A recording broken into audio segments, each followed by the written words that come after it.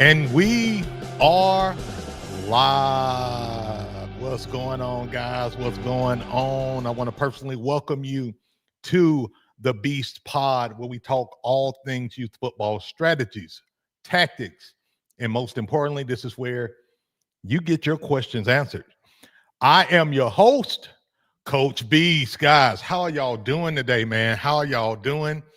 How y'all liking this 8 p.m. Central Standard Time time slot? How are y'all liking this? I'm kind of liking it. I'm kind of digging it. I'm kind of digging it, man. I'm ready to get into it. So, guys, again, welcome to the show. We got a lot to talk about today on the show. The topic is going to be, should every kid get a trophy in youth football? So this is going to be a good one, man. What's going on, y'all? Do me a solid before we get started. Hit that like button. Hit that like button so you can let other coaches know that we are now live. Do me that solid. Hit that like button. Get that algorithm going. Get it to flowing. Get other coaches coming in. Getting other coaches coming in. Also, if it's your first time on the show, welcome to the Beast Pod. Do me a solid, hit that like and subscribe button for me. Guys, I'm so ready to get into this one because, you know, this is one of these hot button topics that have been discussed for years. And, you know, I'm the kind of person that I'm all about solutions, right? All about solutions. What's the right thing? What's the wrong thing? And, you know, some things don't even have like these full-blown solutions, but they do have these concrete principles that will help you reach a certain goal and outcome with your youth football program. And that's my goal tonight, is to help you guys have the best program you could possibly have from on the field and off the field. So I'm super pumped about it. Shout out to you, Coach Drew. Shout out to you, Coach Bubba, my guy. Shout out to Coach Warner. I hope y'all doing good. We're going to go ahead and get into my favorite segment of the show, Rep Your Squad. So what I want you to do is let me know where you're coming from, city and state, but also let me know what team you are coaching. I want to know the team you're coaching so I can give you guys some shout outs, show you guys some love for rocking with me on the show today. So go ahead and rep your squad, man. Let's see here. Coach Warner said, hey, he locked in. He's locked in and he's ready to go. That's how I like it, man. That's how I like it. Coach G, what's up, man? I hope you're doing good, man. I'm doing good, man, working with it. I hope you are as well. We got Coach Kale in the house. Coach Kale G, man, how are you doing, brother? I hope all is well with you. Man, I hope y'all doing good. Rep y'all squad, drop y'all team. Shout out to Coach Matt and his Culpeper, Virginia Cavs 8U squad. Shout out to Coach Chase and his Jayhawk squad. Let's see, 11, 12U team. Shout out to you. Shout out to Coach Randy from Apple Valley, Minnesota. Shout out to you and his Eastview 7th grade squad. We got Coach David in the house. Shout out to you, Coach David. Welcome to the show. And his Northeast Night squad from Cali. Shout out to my Cali people. Let me slide down. We got a lot of TikTokers here tonight, and welcome to the show. Love when y'all come and rock with me. Let's see here. We got shout out to the Brooks Bears out of Georgia, 7U squad. Shout out to the Brooks Bears. Let's see who else we got here. Y'all bear with me because this thing is flying tonight. Let's see. We got Coach Britt in the house from Fargo, North Dakota. Shout out to his Bruins squad. All right, let me switch over to this is awesome. Let's switch over to YouTube. Coach G, shout out to Coach G, my guy, out of Roswell, New Mexico. Shout out to you, man. Let's see. We got Coach David in the house from Dale County. Shout out to his little Warrior squad out of Alabama. My guy. Shout out to Coach Kurt from Longwood, New York. Shout out to his Lion squad, 9U team. Let's see who else we got.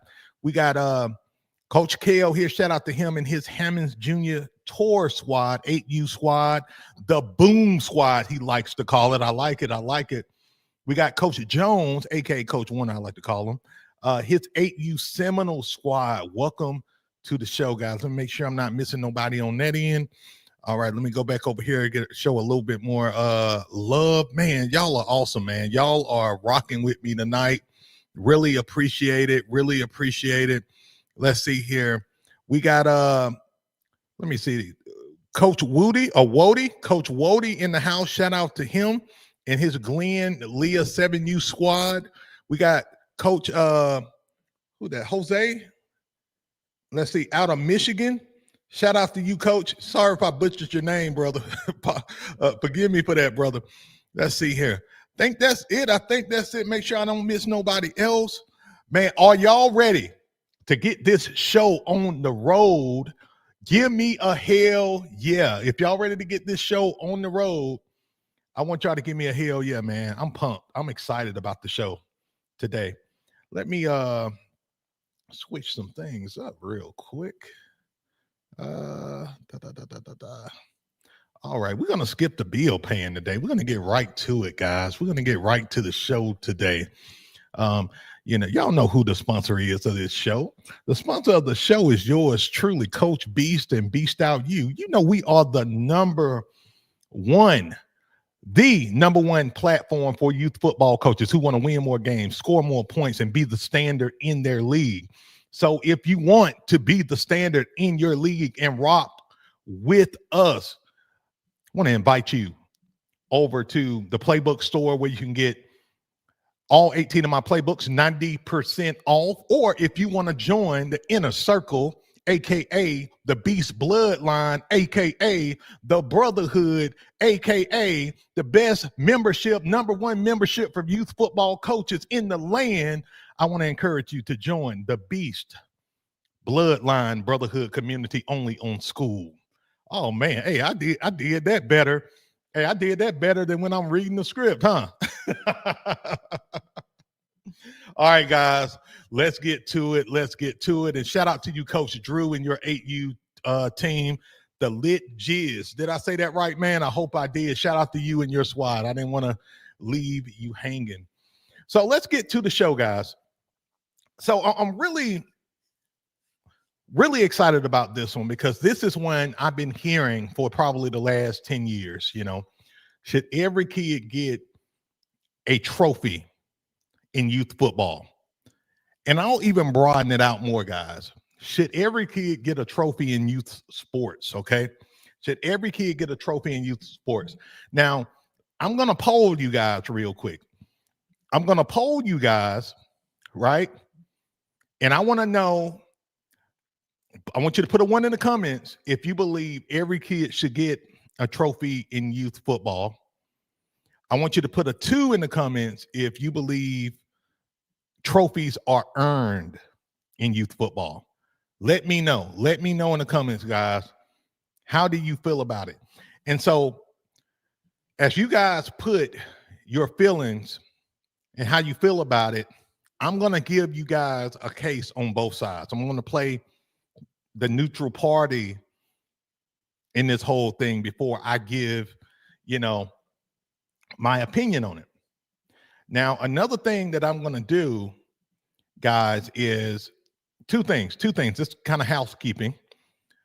Number one, if you want to be on the show, if you want to basically call in onto the show, I put the link in the comments only on the YouTube side. So if you're watching on Facebook and TikTok and you actually want to answer this question on the show, all you have to do is click on the link on the YouTube side and you'll be able to jump on the show and we'll be able to talk about it. So there's going to be a segment after I give my case here for you guys to come in and talk about it. And then lastly, guys, we got a goal today. We got a like goal. If we get 50 likes on the show, I'm going to be giving away a playbook. I'm going to be giving away the 425 Ring of Fire defensive playbook. The 425 Ring of Fire defensive playbook today if we hit 50 likes on the show on the YouTube side. So make sure you hit that like button.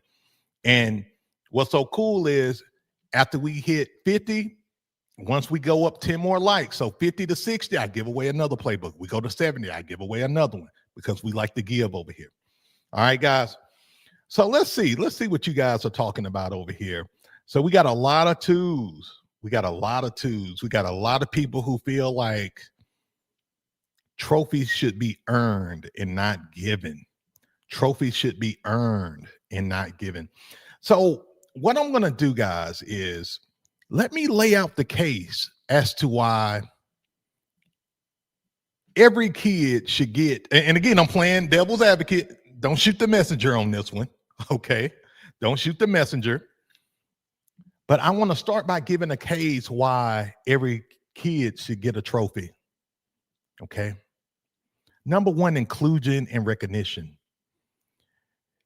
You know, it makes sure every kid feels valued, especially younger or less experienced players.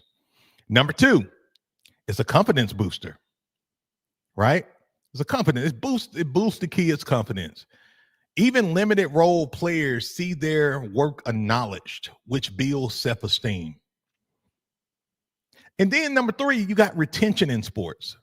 Now, if there's any argument out there, for me personally, it's the retention issue. Okay. The retention issue is big for me because you got 70% of kids leaving sports after 13 years old, which to me is a ridiculous number. I think that's just absolutely insane of a number, right?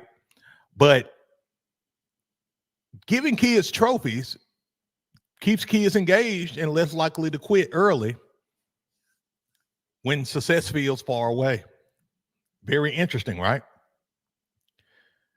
And my last point is you're rewarding effort, right? It reinforces that showing up, working hard, and finishing the season matters.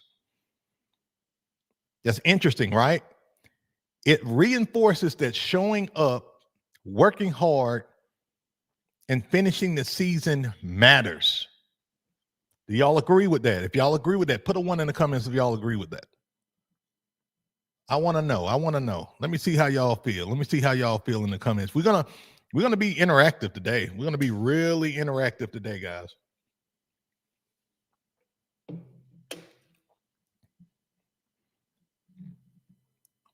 Drew J says, I reward players each game, lineman of the game. I like that. Let's see. No trophy, just a badge. But everybody don't just get one. You got to earn it. I like that. Coach David says, what about individual trophies at the end of the season, like MVP, offensive player of the year, defensive player of the year? Okay, I'm glad you brought that up, and we're gonna get to that. And I'm gonna kind of let you guys know my system at the end of the show in the Beast Fix segment. I'm gonna let you know my exact system and what I do. Okay, guys, I'm gonna definitely let you know. So, you know, my biggest take right now, and I'm trying to stay neutral right now, guys, before I reveal kind of where I'm at on this thing, right? Is I want to keep as many kids in the game of football or in the game of sports as possible. That is so important to me. I want to keep as many kids engaged and in the game as possible. That's my biggest thing. And I see guys are chiming in. Y'all hang tough. Thank y'all for chiming in. Everybody who's trying to jump on the call right now, I got you guys in a room right now, so I'm gonna have you guys jump on in a sec. So just hang tight, guys. All right. So now, before we get into our call segment, let me present a case for why every kid shouldn't get a trophy, right? Why not every kid, why every kid shouldn't get a trophy? Number one, it cheapens achievement. When everyone wins, nobody truly wins. Trophies lose meaning. That's very interesting take. Number two, real world prep. Oh, man. Life doesn't hand out rewards for just showing up. Kids should learn early about competition. Man, hey, guys, look. I had a conversation with my daughter today. My daughter in the middle. She's a big overachiever, really ambitious, and she's been trying to get into ambassadors with her middle school for seemed like forever. She tried to get in ambassadors with her old elementary school. Now she in middle school. She tried to get in ambassadors and she didn't make it. Then she tried to get into peer support, didn't make it. And I had to have that conversation with her about real life and how in life you have to compete. You have to compete. It's not given to you. And the more successful you want to become, the harder it's going to be. So don't give up. It don't mean you're not qualified. It just means that you have to compete and position yourself better, right? And I had to have that conversation with her today.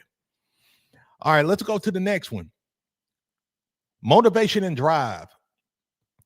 In other words, you having to compete, right? Having to compete for the trophy, it builds motivation and drive.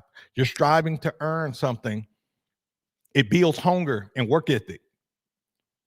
That's me, man. That's me. I'm here to tell you guys, look, I want the #1 youth football coaching platform on the planet.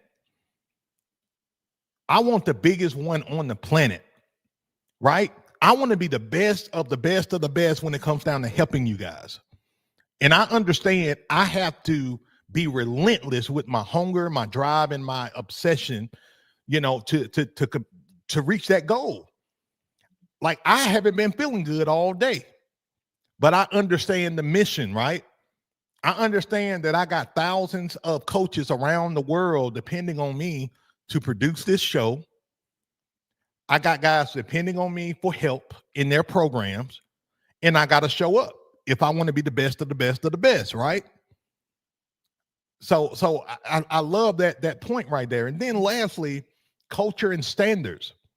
Programs with high standards attract families who value discipline, accountability, and performance. Oh my God. I'm going to say that one more time. Programs with high standards attract families who value discipline, accountability, and performance. That's powerful. I've been telling you guys the whole time, when you focus on being the standard in your league, you're going to attract quality people. You're going to attract people who get it. But when you lower your standard, that's when you're asking for it. That's when you're asking for, the lack of quality, and you're asking for problems. Y'all got me. Actually having a higher standard makes it easier for you as a coach. Opposed to lowering your standards to try to get more people, you're going to have more problems. And we don't want that to happen, right?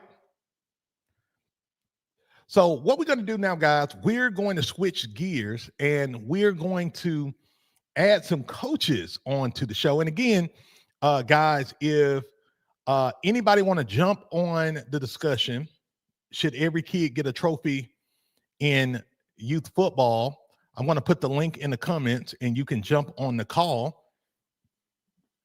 We're going to go ahead and add Coach G and Coach Jones to the show. Welcome to the show, gentlemen. How are y'all doing today? What's going on, man? Man, nothing much, man. Nothing much. Of course, welcome to the Beast Pod.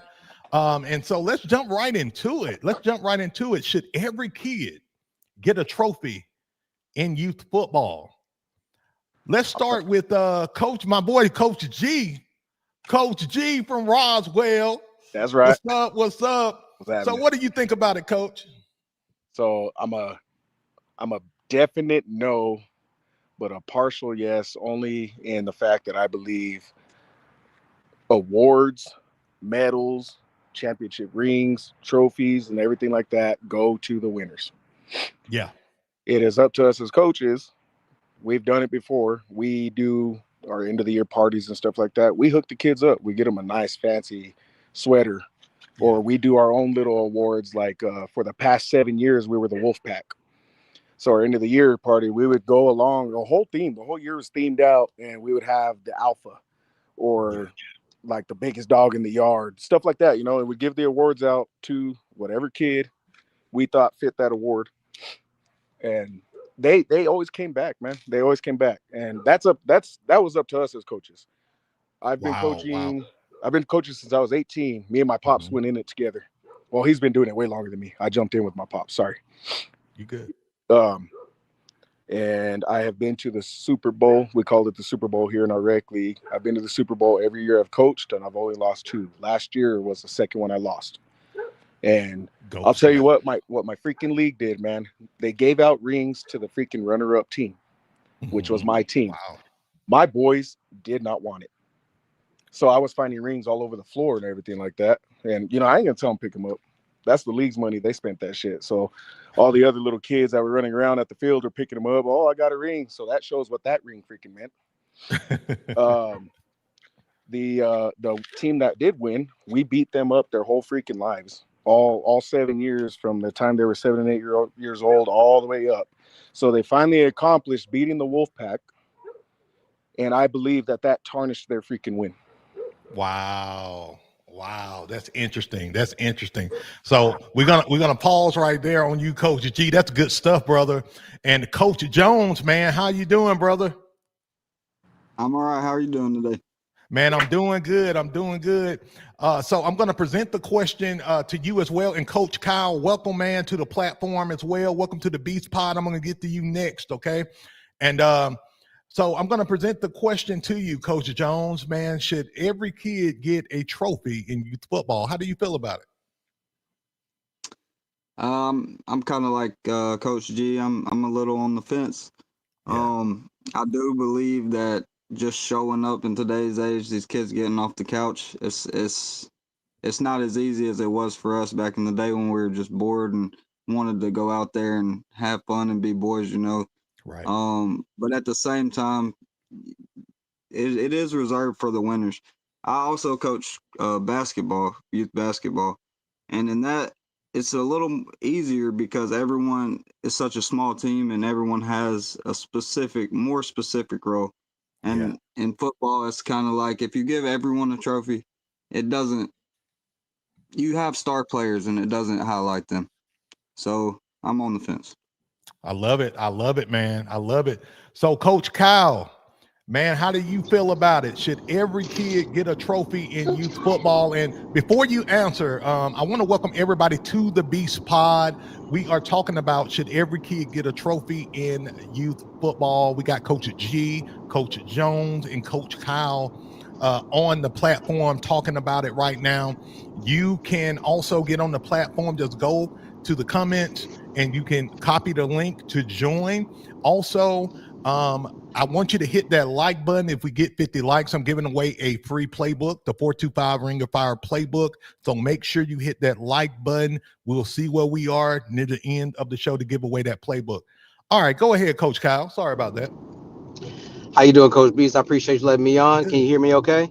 Yes, sir. My pleasure, man. All right. To answer your question, my approach, this is my 4th year now coaching with the same kids. They started out at first grade level and now they are 4th and 5th graders. And we only reserved an actual trophy or medal the one year that we came in first place. Every other year, we've given maybe a team picture frame, a team t-shirt, something like that, or, some kind of little trinket that the players can all use and enjoy and still feel like they got something. But when it comes to a trophy, not every kid deserves to be getting trophies. Wow, And so, I love it. yeah, and so because we tell the kids you guys showed up and you worked hard, and the reward is the wins you might get, the experience that you get, the bond that you build amongst each other.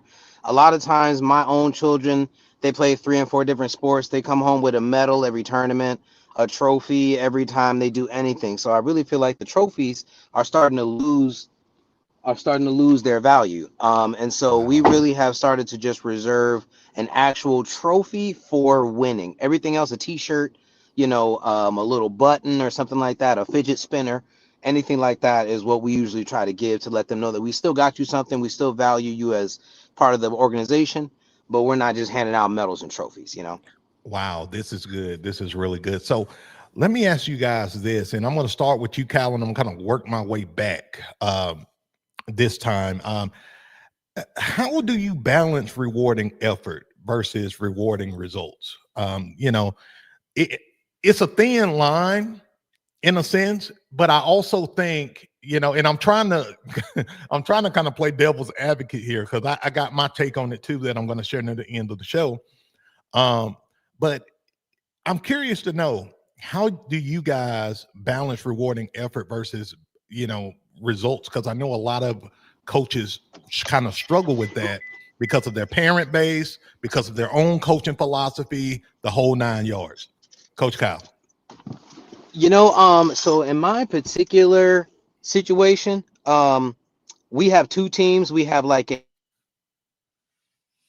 a competitive, we call it a Big Ten, the developmental, which is considered a pack team. Mm-hmm. And, Ooh. and I have been coaching the pack team for 3 years now, just because they need coaches. A lot of times all the coaches want to go to the more competitive version. So no one wants to really do that development. So when it comes to effort, I think effort is rewarded weekly.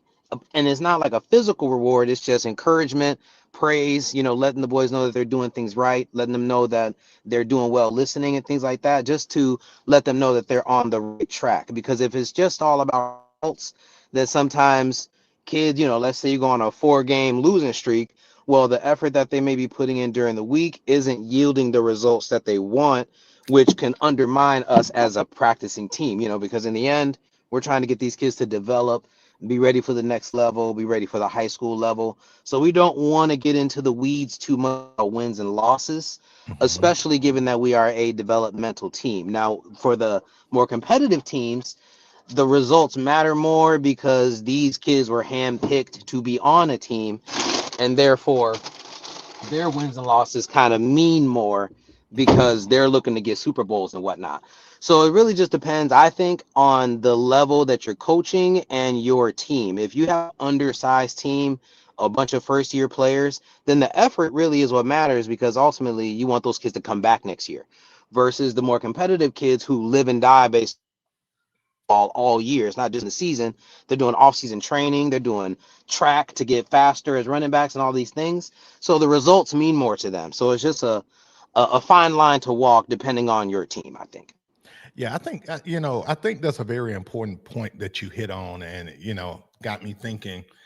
As a kid, I did this video where I had my whiteboard in my other studio, and I broke down why winning matters at each level, and then I kind of showed at the younger levels how development matters so much more. But as the kid began to transition into junior high JV, winning begins to matter a lot more, and it has to become a bigger point of emphasis. But you don't have to leave those developmental kids, right? Those first years and those kids who need a little bit more work. You don't have to leave them behind if you got the right system, process, and all of those things together. And so, Coach Jones, man, I want to throw the same question at you. How do you balance rewarding effort versus rewarding results in your program? Well, so I'm actually a second year coach, and last year I coached Pee Wee, so 7 and 8. This year's 9, 10, 11, and they kind of gave me the defense yesterday. I filled in for the head coach calling the defense in the jamboree, and then yesterday he just kind of told me it was mine. I implemented the 4-4, and it's just that's kind of what I called in for, is a little fellowship, a little help, because I'm kind of lost right now. But to answer your question, Yes. we have such a big team, and everybody wants to play both sides of the ball, and the head coach wants the players to play both sides of the ball.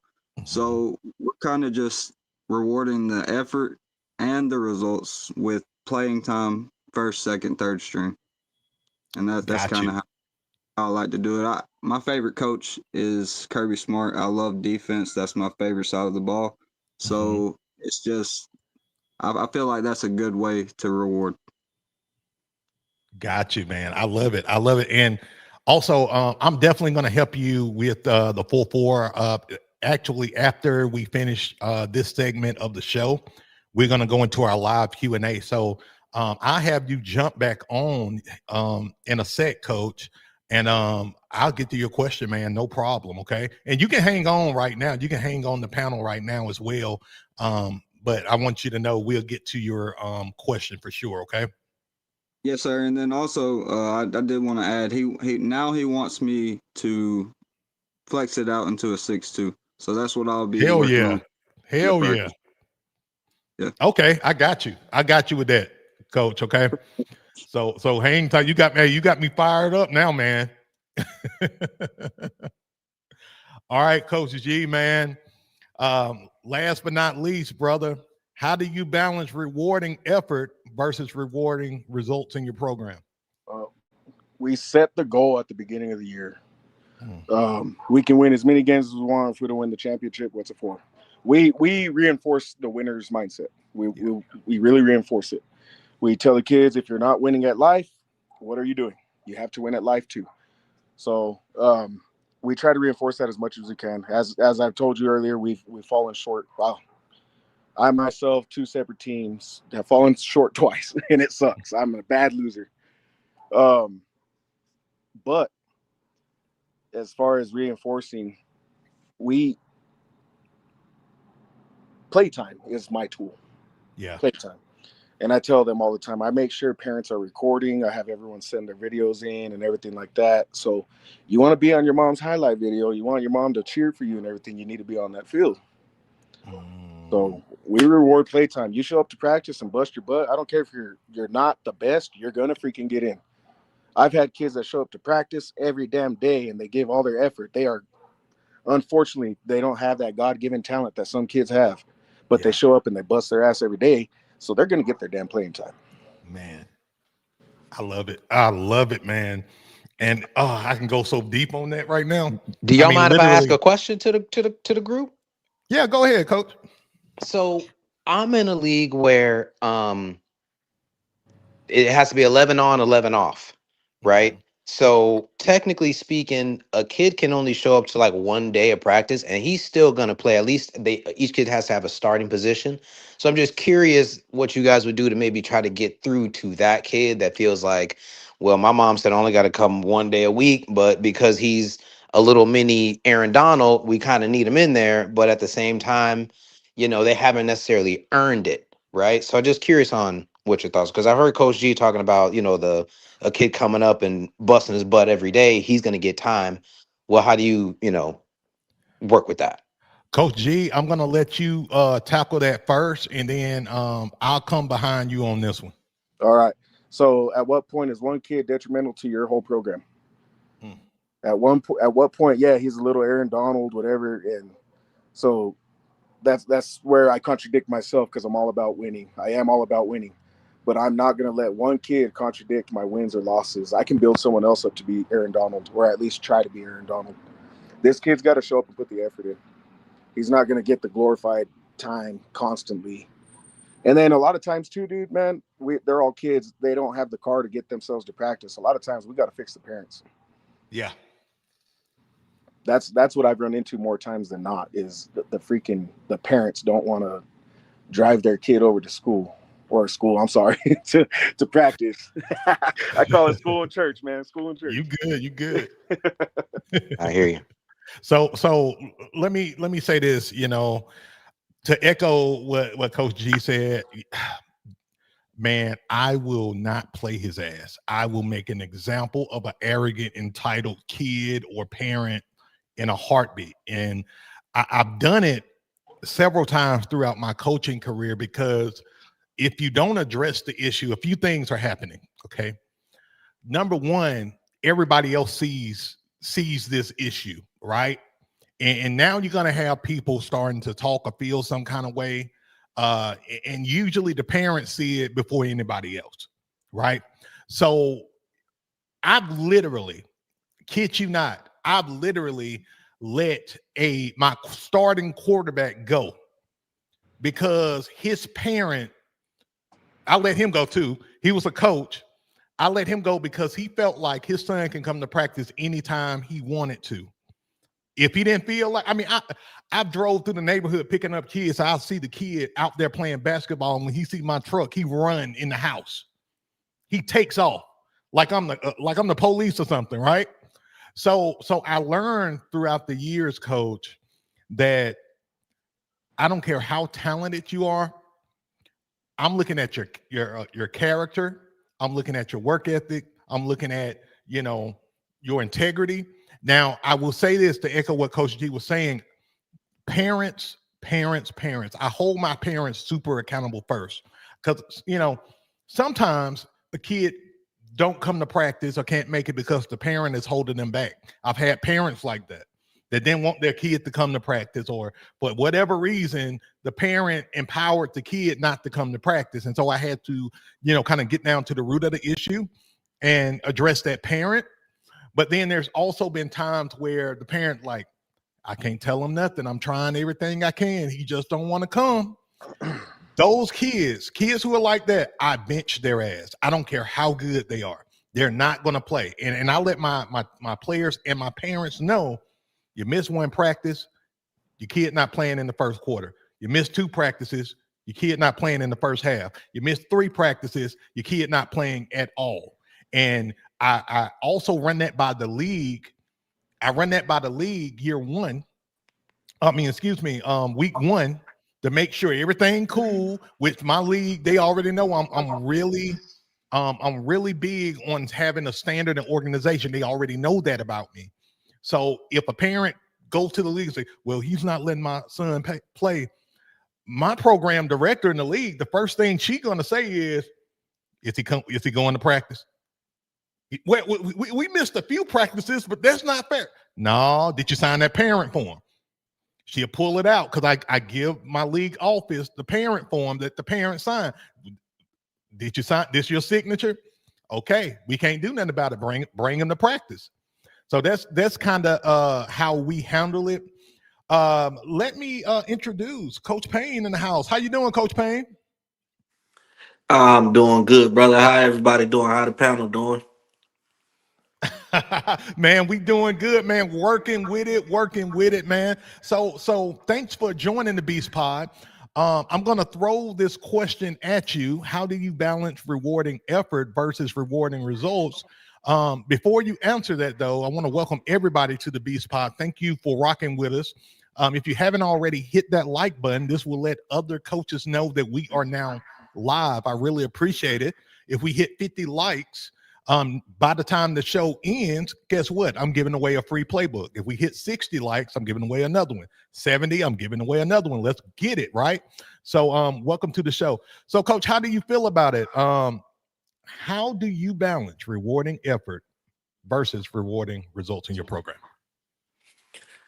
Well, the effort part, I mean, I'm real hard on my boys, because as a man and as a coach and as a mentor, I also understand that we're not just raising little boys, we're raising men, and we have to make them understand that. Uh, and we get on them because we love you, and we care about you. If we didn't care about you, we wouldn't be out here, because we're not getting paid for this.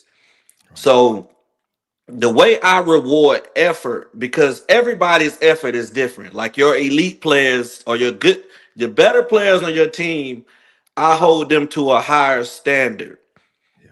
So I tell my good players, okay, if these other players see you not going hard or see you not giving full effort, what you think they're going to do? Because they're watching you. So I gather my leaders up and I get an understanding with them first. And if they're giving max effort, most of the time the team is going to follow. So and the way I reward it is, I'm a very passionate coach. So I get really the way, I get on them when they're not doing what they're supposed to do.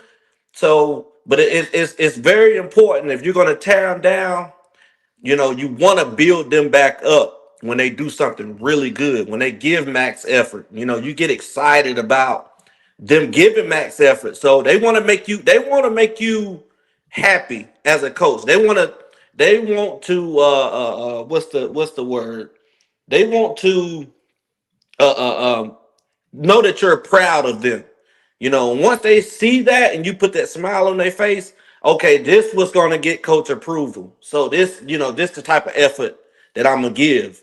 You know, and I just make goals each week.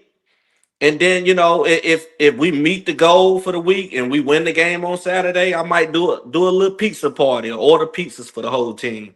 So I give a little incentives, um, behind the effort part. You know what I'm saying? Absolutely. And you know what? I love this. You sparked something. I set a hard standard day one with my program. I'm hard on my parents. I'm hard on my assistant coaches, and it goes down to the kids. So we got a culture of hard work, you know. And I realized though, I have to be that standard before anybody else, right?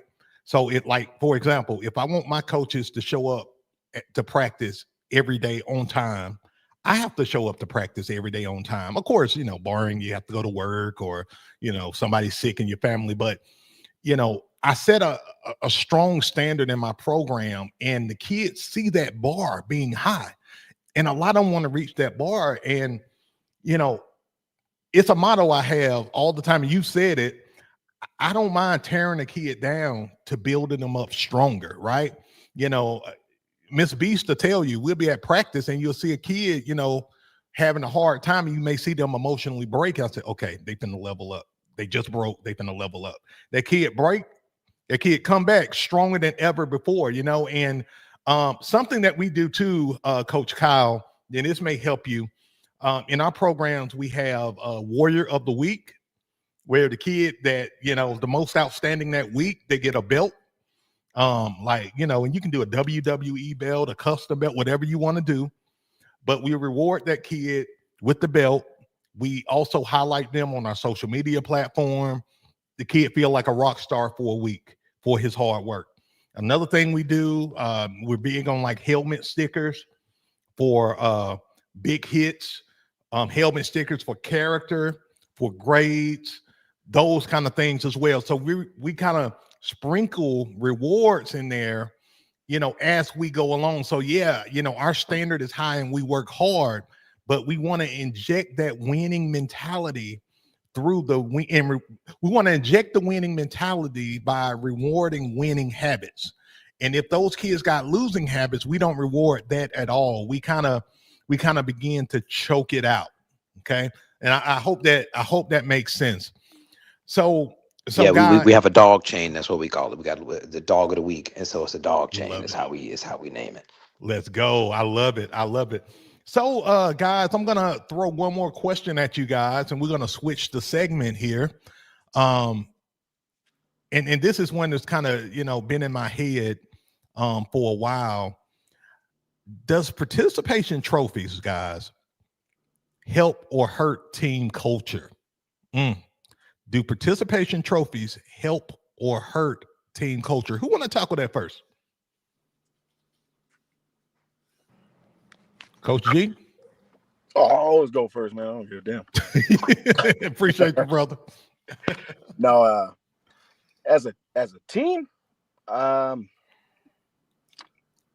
can't really say yes or no, but as like a league or an organization, absolutely it will hurt. Mm-hmm. It's like I said, man, a winner doesn't want the same trophy as the freaking loser. Ooh, that's good. That I'm just completely being honest, man. I'm very opinionated. I'm strong with my words. I understand, brother. I'm in the same vein. I had no choice last year in disrespecting the winners. I had no choice in getting a freaking second place ring. We do rings here. Mm-hmm. We got a freaking second place ring, and the winners got the first place ring. Tell me why the second place ring was nicer than the first place ring. Wow. And I told the coach, because we've all coached out here for years. Me and him had even coached together at one time. And we just kind of bumped heads too much. But I told him, I said, man, it ain't my choice, bro. I apologize. I said, I don't like this. And I made sure, because I'm on the board with the league, and that was kind of unknown to us. I'm on the board with the league, and I told them, I said, we are never doing that again. I said, I'll pull up a vote on that. We'll vote on it, and we'll never do that again. Yeah. Wow. Wow. That's good. That's good. Because So I'll who? tell you, it sucks because as the league, people are still talking about it from last year. That's like I said, it's still hot with me, Yeah. and it'll linger. It'll freaking linger. Yeah, that's one thing about it. When something don't work in that league, that thing will linger and leave a stain, and you'll know when it's wrong when don't need to be in the league or the culture or whatever. Yep. So who else want to tackle this question? Do participation trophies help or hurt team culture? Who else I want to? don't. This Payne, this Coach Payne. All right, coach. I don't think.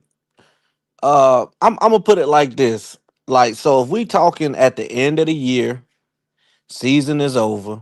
Hmm. Now when I was growing up, I played in the early '90s, but Hmm. everybody had got a participation trophy. Everybody got a team trophy. Hmm. Now you had your MVP of the team, your offensive player of the team, your defensive player of the team, offensive lineman. No, so the individual awards were still given out, but everybody on the team had a little trophy for the Yeah. whole year. So if we're talking about that, then because at the end of the day, these still kids. You Right. know what I'm saying? Now, do you reward the offensive player of the year, defensive player? Yeah, I agree with that. But now we talking at the end of the year, yeah, sure. But I guess it's real. It depends on the perspective to how you look at it. You know what I'm saying? Absolutely. Yeah. Absolutely. Yeah. Like, I mean, even with me and my program, I will reward a kid for their character and their leadership or their academic success faster almost than I would, the kid that may be the best player on the team or second I best, agree. but he's getting in trouble at school and I have to go up there and talk to him and all of that. I will reward that kid that's more developmental, that's not a natural starter. I mean, the kid I'm thinking about right now, we had a kid named Zach, little old Zach. Zach would get ran over. Zach didn't start. He wasn't the fastest on the team, but the kid was a leader, and his football IQ was amazing. I told the kid, I said, look, man, you're going to be a hell of a coach. You're going to be a great coach. And I really want to speak life to him because no, he wasn't the best player on the team athletically, but the kid had the heart of a lion. And that kid stuck with me for, let me see, I think 2 years in the program. Year one, he didn't start, was getting ran over and all of that. Year two, he was my starting middle linebacker. And, and he didn't mind, checking the best players and alphas on the team. And he earned their respect and he earned my respect. And, I started a junior coaching program just based on this kid's leadership. Say, oh man, I can develop these young people into coaches now. So as they begin to go through high school and things of that nature, if that's something that they want to pursue, they got an idea and at least got the soft skills, that it takes to, see if they want to dive into that deeper. So, man, shout out to shout out to little Zach. So, Coach Kyle, Coach Jones, do any of you guys want to attack that question?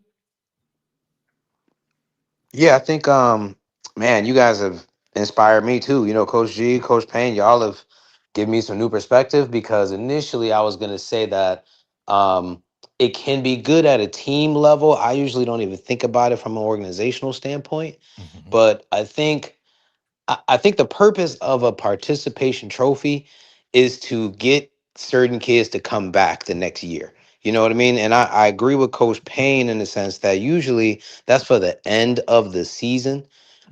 During the season, I think that like the week to week, maybe dismissing of losing habits, the way you guys were explaining, I think that is unacceptable. Yeah. But when it comes to the end of the year, I think a little trophy that all the I don't even give out trophies, so I shouldn't talk. Usually, it's either you get rings or you're getting some kind of team gift that we all share in, and so I think it's. I think it could be good at a team level. You're gonna have, like Lil Zach, like you were referring to, Coach Beast. You might Mhm. have that player who the thing that they might remember, let's say they did a lot of losing that year, the thing they remember maybe is the end of the year party and the new friends they made and the bond they made. And that's the thing that maybe signs them up to come back. And then that next year is when they actually take a physical football step. They make some football progression. So I think Mhm. you reward good effort and good attitude, and not so much the results for certain kids. Now when the standard is higher for some of your more talented kids, then yes, it can be detrimental, because it's kind of seeming like you're just going to accept anything that they give you despite whatever coaching you're giving to them week to week. So I think it just depends on each coach and each team and how they handle it. But the way the coaches earlier explained it organizationally, yeah, I think it can be detrimental, because you want to always have a standard of excellence, and that's what you reward, at least the excellence habits. Wow, I love it. Well said, Coach. Well said. Well, guys, we're about to get ready to close this segment out. And look, man, I'm here to tell you, all of you guys made some great points, and it's phenomenal. And the common thread that I found between what all of you guys are talking about is a standard, having a standard, and developing winning habits in your kids is so important. It's so vital. I know I didn't get to this point, but this is why I always tell coaches, and a lot of coaches get mad at me when I say this. I always say that's why it's important as a coach to have winning habits in your personal life, because it's easier, right, to inject those winning habits when you already have winning habits. When you don't have winning habits, now you begin to get extremely egotistical. You get really full of yourself. You start trying to win through the kids, and now things are kind of diluted a little bit. But that's for another show. I can go all in on that one. You know what I mean? So, guys, before I let you go, I want you to shout out your team, the team that you coach.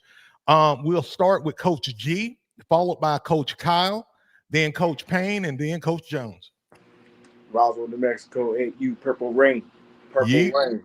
Let's go. Let's go. Let's see here. We got Coach Payne. Coach Payne, we'll go to you.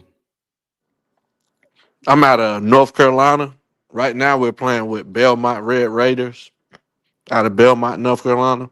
Let's go, Red Raiders. Let's go, man. Thanks for being on the show. Thanks for being on the show. And Coach Jones. Yeah, Rome, Georgia, Coosa Eagles. Let's go, Eagles. 9U. 9U squad. Let's go. Eagles is my Yes, college sir. alum, so I got a special place in my heart for the Eagles. Let's go, Eagles.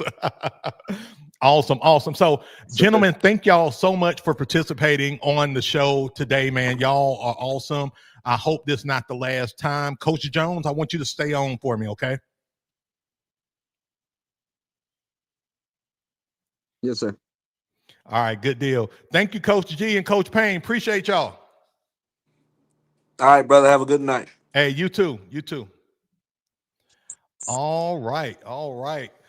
Again, guys, thank you. And look, this is a segment on the show that's going to always be there. I always want to give you guys a voice. People always try to talk crap about us as youth football coaches, right? And they always want to say, well, you youth football coaches ain't nothing, haha, they don't know football, all of that BS. No, we are very intelligent. We are very strong, driven individuals. You know what I'm saying?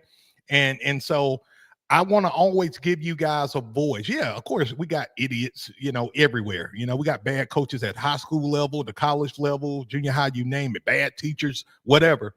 But I really want to highlight the excellence of us as coaches, because anybody who rock with me, we're high value. We want to be high value youth football coaches, and we want to have high value youth football programs. All right. So now, guys, we're getting to our live Q&A segment. Feel free to drop your questions in the comments. If you want to jump on with a question, you can do that as well. But this is where I answer some of your questions before we go into overtime. We're about 6 minutes until we hit our overtime. If you haven't already, hit that like button. Hit that like button to let other coaches know that we are on. And for those who didn't know, my 18 plus playbook and drill book bundle, the Beast Unleashed playbook bundle is 90% off. So if you're trying to load up for the season and you sick of getting your tail whipped, you want to go with a proven system. You want to go with my system, the Beast Unleashed playbook bundle. You just go to the playbook store and get that bundle 90% off. All right. So Coach Jones, man, appreciate you hanging with me, man. I definitely want to get to your question. Lay it out for me, man. I know you was talking about the 4-4 defense and talking about flexing it to the 6-2 defense. Let me know. How can I help? What's your question? Okay, so it's really a lot. Let me I will lay out the groundwork, and then I'll let you just go at it. Sure. So like I mentioned, last year I coached 7U, and I was given the offense halfway through the year, implemented the Beast offense. That's how I found you and everything. Appreciate This you, brother. year, and we had a small team, undersized, very few really good athletes on the team.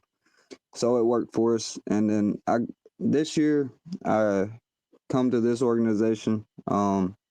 They're the head coach. He's probably mid 70s, and then there's a OC that works for the rec department, and his son's on the team. So where did I start with this? There doesn't seem to be any organization.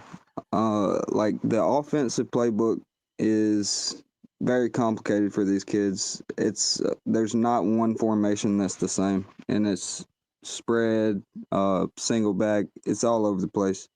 So it's no wonder they're confused. But and the good thing about this team, I told you, is a big team. We have a lot of great athletes, and the way we got beat 32-6 last night, and it was mainly it was the defense, but as well as we were giving them the ball in their own side of the field all night. We had 13, 14, 15 guys on the field. And the reason for that is in the practices, they have me practicing with a certain set of players as the defense. Well, when we get into the game, and the offensive coordinator is like, I want the offensive line to play defensive line. So he's telling the kids that. So that's the first issue. And then they're sending kids on the field and not telling them to pull anyone. And so everyone's just Pause looking right there, at Coach. me Pause like, right there, Coach, for me real quick. I'm sorry to cut you off. So let me make sure I got you right. He wanted the offensive line to play D-line. My question to you on that is, do they practice D-line at all? No, sir. We've been practicing. They've been practicing on the offense pretty much every chance that they could get, because it's so complicated. They're not getting it. I had to inform the team, the blockers, the line can't block 5 yards down the field if you're running a passing play. So it's just like small stuff like that. They've been drilling it, but he's like, we need the size out there. We need to see what we have. And I'm like the third or fourth coach to sign up, so I'm kind of having to roll with whatever they're doing and knowing it's messed up. But then after last night, the head coach basically told me I had the defense. And so I came home and I just wrote out my starters, who I wanted as the starters. I sent it in the group chat. So the parents have told the kids, those are the starters for now. And we're going to compete for it in practice. And wow. Okay. Interesting. Yeah, you got a lot going on there. Quick question. Do you know this team's record last year? Their win-loss record? I know that they didn't have a very good season. My nephew actually played on this team last year. And both of my nephews, one was the quarterback, one was the running back, and they're the best players on the team. They've moved back to another school this year. And Gotcha.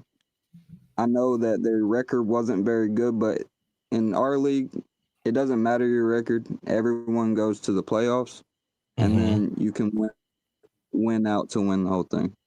And so they made it to the championship last year and lost to a private Got you. school. Cool. Okay. So you got a few things going on. Number one, I got this motto. Anybody who's been on the show for a while probably heard me say this. You win games at practice. You win games at practice, and if you don't practice well, it will expose you on game day every single time. It will bite you in the ass, right? And especially, I say this a lot. Being an O-line, I'm the head coach of my program, president of my programs, but I'm the O-line coach on my team, right? If those big boys are not trained to execute in whatever area they're in, like, for example, if they're offensive linemen, guards and tackles, and they haven't practiced to be a defensive tackle or a DN, it's going to be a struggle for them to adapt and adjust because it takes a different skill set to be effective. Just being big isn't enough, right? Just, occupying space isn't big enough. You got to know what you're doing, especially if you're going against a team that knows what they're doing. And I know you said the score was 32-6. And that says a lot. It don't just say anything about the defense, but as an offensive minded coach, the first thing I think about is, okay, they wasn't able to score. You know what I mean? They wasn't able to score. And to your point, if they're running spread, single back, single wing, whatever they're running, and there's no core plays there, right? There's no mastery there to where it creates efficiency. Now you got problems on your hand, right? So now I know that now I'm walking it back to what you just told me. You know who you want to start, and you got to earn it at practice. What is the first step that you're trying to accomplish with this squad? And, how do you want me to help in this regard? Because I'm an open book for you. Okay, so first of all, what would you do in a similar situation to where you don't want to step on anyone's toes? You're not the head coach or anything, but at the same time, you have to tell these guys, there has to be, you can't run one play out of every formation and expect these boys to be able Right. to pick it up. And then also, like, just I don't know, like, they gave me the defense, but I don't. The other coach, the OC, he's kind of putting himself in there. Got you. So the first thing that you need to do, coach, is hold on, coach.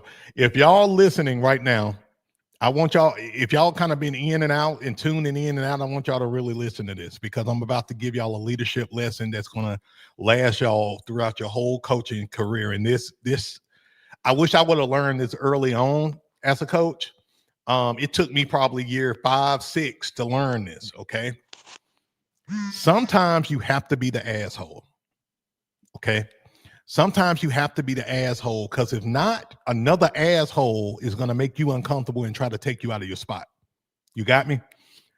If you play, the nice, respectful role, which you should lead with respect, but if you play the nice passive role, the asshole, somebody who's trying to take your spot, they're gonna try to do it, and many times they'll do it, right? So the first piece of advice that I would give you, coach, is I want you to own the position you're in. You take pride in being that defensive coordinator and taking over that defense. Focus on your side, right?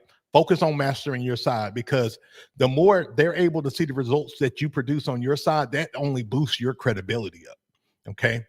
And the more credibility you got, and the more they stink it up on the offensive side of the ball, it's now going to build just natural opportunities for you to communicate with that offensive coordinator or the head coach that, hey, coach, it's just my observation. Can we set some core plays? All we need is 4 or 5. Can we do 4 or 5 core plays and just kind of see how it works? That's kind of how I do it with my defense, and you see the outcomes we got, Now, I'm telling you, as you begin to talk to this head coach about it, he may be receptive, he may not. Many cases, they don't be. I'm telling you right now, being real with you, okay? Because here's the thing. The friction that you're running into right now is there's a lack of alignment with you and him as it relates to your coaching philosophy, right?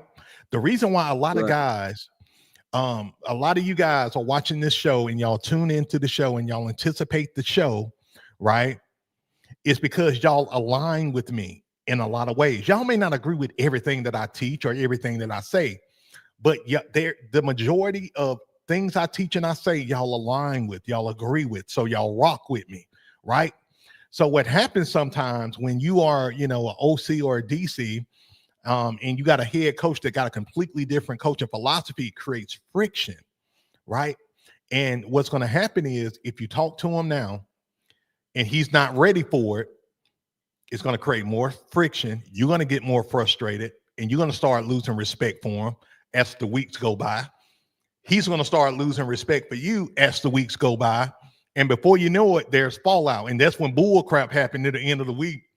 End of the season, where you start seeing these coaches fighting each other, parents beefing, all the bull crap.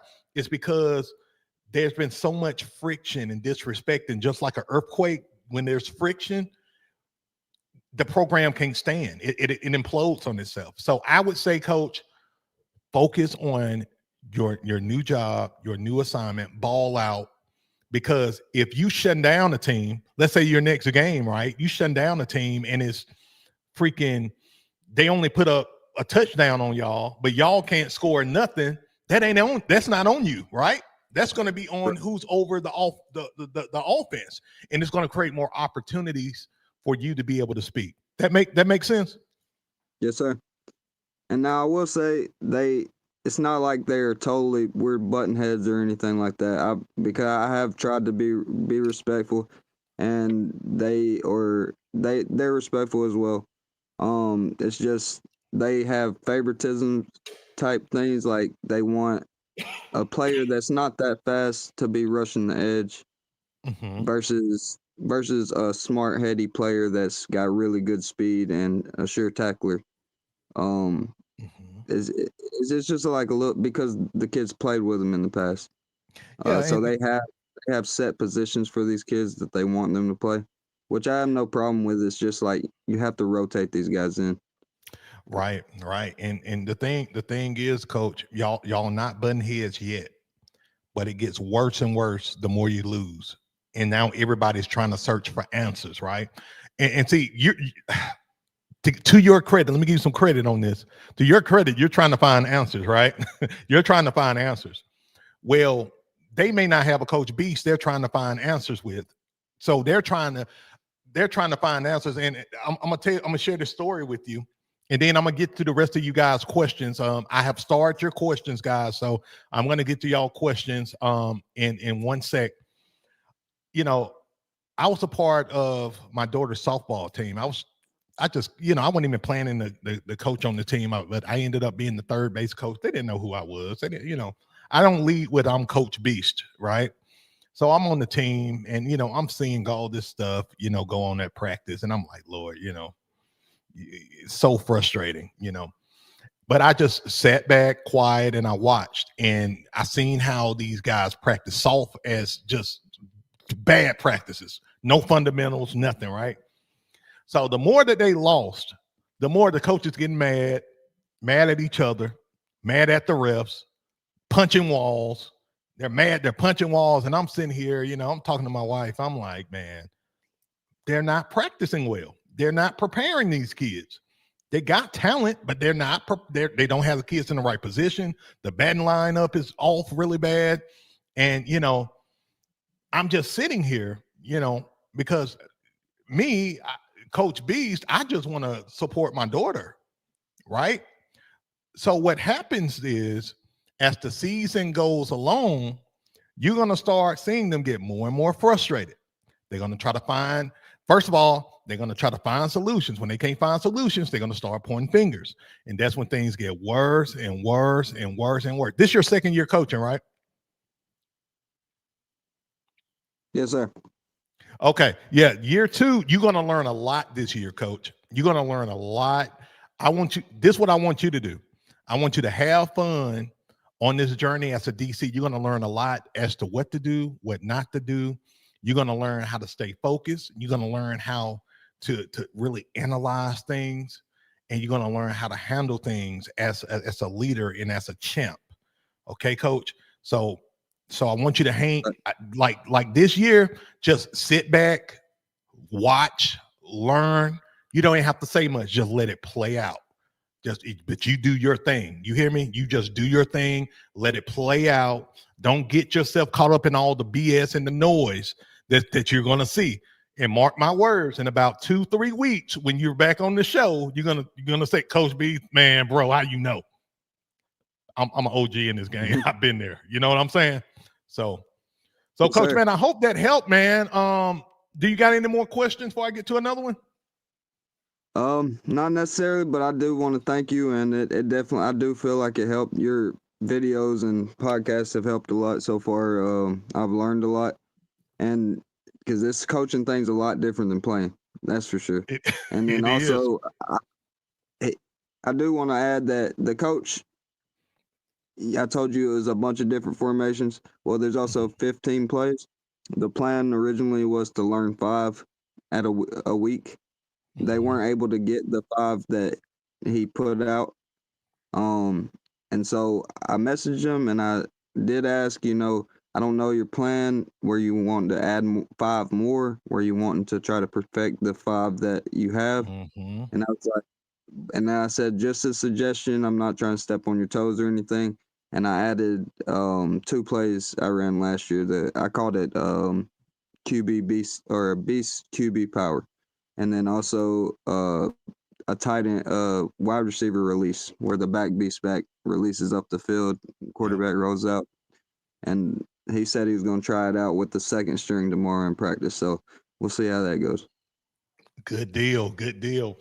Well, definitely, Coach, keep me informed, man. Keep me informed on everything. If you're not following me on IG, follow me, shoot me a DM. And I definitely want you back on the show in about, let's say, 2 weeks. 2 weeks. I want to hear an update on how everything going.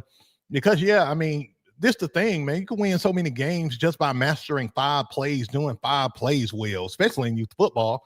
I always tell the story of when I first started coaching, I had this big white notebook and I had like 60 plays. Right. And I'm like, I'm only running 5 to 10 of them anyway. Now, I'll come into a game, I have 15 on my in my playbook, but we only run really 5 to 10 plays still, but we are damn good at executing on our core plays.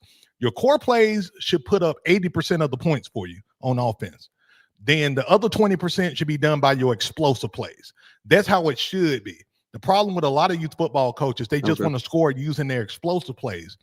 That ain't how you do it. You want to be efficient running your core plays and dominating with your core plays, and then your explosive plays, make up the other 20%. So good deal, good deal. Thank you so much, Coach, man, for the question. Now let me get to some more of you guys' questions here. And again, guys, if you haven't already, hit that like button, man. If y'all getting value from the show, I really appreciate it. I want to make sure that I get to some of your questions here. Let me see here. We got Coach Kyle. Coach Kyle says, how do you set a standard for kids are still developing, though? You set the standard day one. The standard starts before you even run a play. The standard starts before a kid even do a belly drop. What tone are you setting in your program for your kids in terms of their mentality, their mindset, right? Day one, I tell my kids, and look, what I'm about to say, everybody got different end of season goals, okay? But this is my goal. At the beginning of the season, I tell my team, our goal is not to win the championship. Our goal is to be the best blocking team, tackling team, and team that executes the fundamentals. You know why I tell them that? Because I know if they be the best blocking team, tackling team, and team executing the fundamentals, their chances of winning the championship is high as hell. Because the team that blocks the best, tackles the best, is the one that goes deep into the playoff. The teams that are mediocre, just think about it in your league. Just think about it in your league. The teams who are mediocre at what they do with blocking and tackling, they don't go far. They don't go far. So we set the standard day one that we're going to focus on blocking. Everybody on our team has to block. Everybody on our team has to learn how to tackle. Everybody on our team has to focus on being the best versions of themselves. And I let them know I'm going to challenge you. The kid you are right now is not going to be the kid you are in 2-3 weeks. The kid you are at the end of the season is not going to be the kid you are right now. And we set that standard, coach, through our mindset. Then we start, implementing the systems and stuff we got in place. From our combine drills, we're able to grade the tier of where they are right there. And then we start working our process with offensive installation, defensive installation, drills, the pace of our practices. I had a coach who asked, and I forget who the coach was, forgive me. He asked, how do you get your kids aggressive? You got to have your kids compete, man. You got to have your kids compete day one, man. If you are pussyfooting around with your kids, they're going to pussyfoot back on you. If you treat your kids like babies at practice, don't expect them to act like dogs in the game. And don't expect them to be the team that practice like dogs. Just don't expect it. I don't know no wussified, pussyfied team winning a championship. I don't know one that has done that. You got to train your kids to be competitors. That's what we do in football. That's what we do in all the sports. You got to teach your kids how to be competitors. You got to be able to instill winning habits into them. Teach them how to win, not just on the field, but in life. Okay? Super important. Super important. All right, guys. Now we're going to take a time out. We're going to take a time out because we only got 26 likes, and we've had a hell of a lot of people on this show. Our goal is 50 likes. We are just about halfway, well, a little past halfway there. If you haven't hit that like button, do me a solid, hit that like button for me, guys. Before we go any farther, before I get to any more questions, do me a solid, hit that like button. Again, if we hit 50 likes, I'm going to give away a free copy of the 425 Ring of Fire playbook, defensive playbook. Okay, guys? But I know we can do better than 26 likes. Come on, guys. Come on. Do me a solid. All right, let's see here. Y'all bear with me. Make sure I'm not missing y'all questions. If you guys have a question, if you watch it on TikTok, you got a question, I want you to do me a favor. Come on over to YouTube so I can see your question and answer it, okay? Same thing if you're watching on Facebook as well. If you got a question, come on over to the YouTube side. When you come to YouTube, just type Coach Beast and you'll see us live, okay? You'll see us live on the show. Coach JD says, I'm so glad I finally caught a live. Been following you for a minute. You have helped a lot, man. Hey, glad to have you on the pod, man. Glad I've been able to help too, brother. So glad, man. I love it when y'all come and rock with me, man. I love it. Let's see. Okay, and this was the question I actually started. Coach said, how do you get the kids to flip that switch and get aggressive? Man, you got to get them to flip that switch early, man. It becomes harder. It's harder for them to flip the switch if you're not doing drills and things that make them compete. one of the number one drills that I do, guys, is 1 versus 1, 1v1 drills where they go at it with each other. Literally, I put them on 2 different teams, team 1 and team 2, literally, team 1, team 2. And they compete at practice, all practice with one-on-one drills. You know, we do different, of course, we got our development drills going, you know, where we just, you know, developing them positionally. But like with our O-line, I got them, we doing 1-on-1, 2-on-1s. They learning how to down block, drive block. What do you do if you got, you know, if you got let's say if you're a defensive lineman and you trying to get through 2 offensive linemen, we put them in adversity intentionally. How do you handle a double team? And then we flip the script. How do you block on a double team? What do you do? Now it's 2. I do a drill where you got a guard and a tackle together, right? And then you got a defensive tackle and you got 2 linebackers. Okay, let's see if you make the right read. If you're going to combo block, who's going to come off the combo, and what linebacker are you going to climb up to the second level to and block? And are you going to block them effectively? Like, you got to put your kids in adversity so they know what the hell they're doing. But the easiest way, guys, in my experience, is good old simple one-on-one drills at the beginning of practice. We do our conditioning. You know, when practice starts, we do our conditioning. After conditioning, we do our one-on-one drills. We call it the box drill, where you literally got 4 cones, and they come in the middle and they go at it. Team 1 against team 2. Team 1 cheer for their guy. Team 2 cheer for their guy. Then whoever wins. Next man up. Rinse and repeat. And that's how you create that, you know, that competitiveness, that competitive edge. That's how you do it. All right, let's see here. Coach Hale says, my league forces us to mimic the middle school, high school as far as offense. Yeah. So y'all a feeder system. And, you know, I've been in that position before.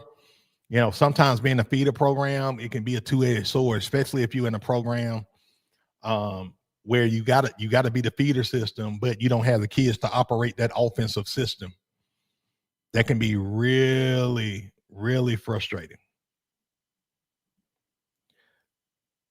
Coach Brentley says, I need help. We suck linemen, miss assignments. We only have 14 players. Defense get no push off the ball. Again, have them guys compete their ass off. Guys, you know, I share the story all the time. My first 5 years of coaching youth football, I had the smallest roster both in number and in size. You know what I did with my little small team? Literally, guys, my offensive line was a bunch of skill players that should have been running backs on the team, right? Well, what I did was I made everybody take pride in blocking and competed. I didn't let kids get away with mediocrity. And this is the formula. Y'all know what I'm about to say. A lot of y'all know what I'm about to say. Here's the formula. You got to teach, critique, and have your kids repeat the right techniques. Some of y'all make the mistake of teaching, but you don't critique. So you're teaching them how to do something. They mess up. You don't critique them. And then you have them repeat the wrong technique. And then you're motivating the wrong things. Oh, good job. Good job. You know that wasn't a good job. You know that kid stepped off with the wrong foot. You know that kid didn't explode up the way he needed to. You know that kid didn't get the ball correctly off a handoff. You got to teach, critique, have them repeat, and then you can sprinkle the motivation in there once they get it right.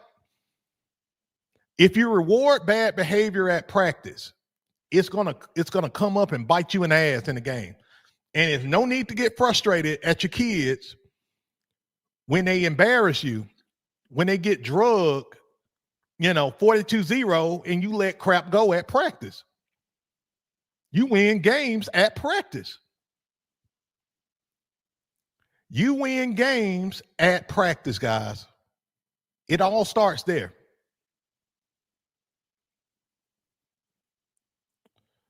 All right, let's see here.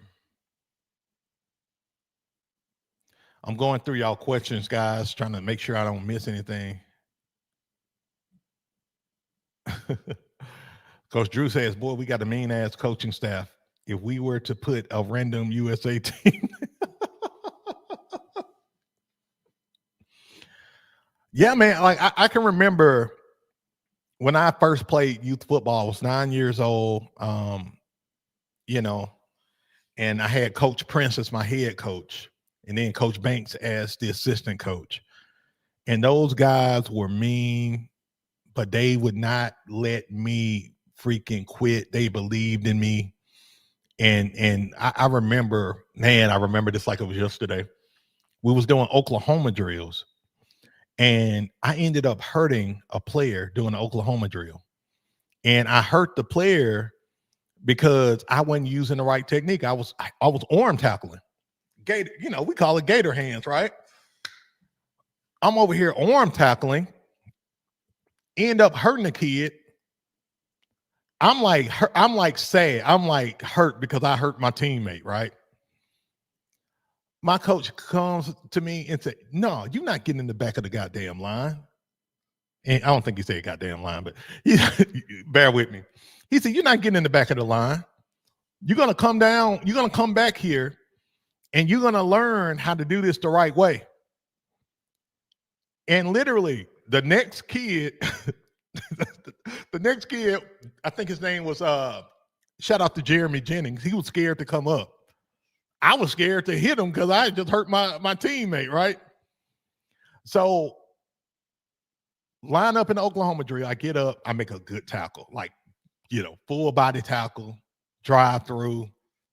I'm excited. Teammates excited. Everybody pumped. And my coach, he said, I'm proud of you. I knew you can do it. Guys, I'm 38 years old, man. That happened when I was 9. That happened when I was 9 years old, and I remember it. So my point in saying this, guys, is your kids remember shit. They remember how you coached them up. They remember how much you invested in them. Y'all got me? They're going to remember how you coached them. They're going to remember if your coaching was crap, and they're going to remember if your coaching was on point. So the question is, how do you want to be remembered as a coach? How do you want to be remembered as a coach? Do you want to be remembered as a mediocre coach who half-assed? Or do you want to be remembered as a coach who brought out the best in your kids and had them build belief in you? Think about it. Think about it. All right, Coach Brentley says we had only 9 show up week 1 game, 64-0. Oh, my God. Did your team score the 64? Let me know, Coach. Goodness. We got a super chat. Shout out to Sports Talk Highlights and more. Shout out to you. We're a 10U team, 2-1, playing our first elite team this week. That's 3-0. What advice do you have? We also rotate at least 4 runners every game. Man, my advice is, man, y'all play y'all game. Y'all play y'all ball, okay? You keep the main thing. Focus on having your kids execute the fundamentals, because when this the thing that, you know, this football one-on-one for you guys. A lot of things that's not taught in football is Miss Beast, she probably been a laugh. I'm probably been a hear over here in the back room. When we're watching games that are tight, right? Good against good, right? When good is going against good, usually the team that executes the most down the stretch is going to win the game. The team that, if both teams are, you know, giving each other body shots in the trenches, both teams are executing well, The team that executes the most at the end usually is going to win. Okay. So your team sounds good, coach. It sounds like good against good. Focus on executing your game plan and the fundamentals. The fundamentals is going to get you through that game, especially if that game's tight. Execute those core plays. Focus on dominating the trenches on both sides of the ball, both offensive line, defensive line, and good things are going to happen. Just focus on being the team that dominates the trenches the most and executes the most, and you're going to be good. Great question, Coach. Great question.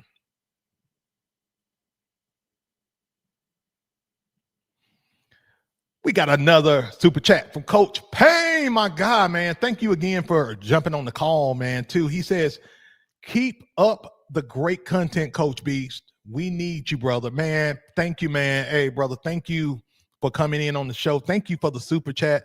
Guys, I swear it. And I know I always had these come to Jesus moments every show.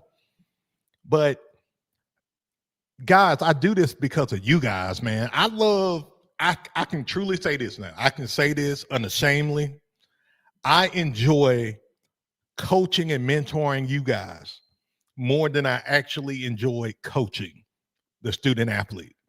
I love helping you guys, like real talk. That's facts.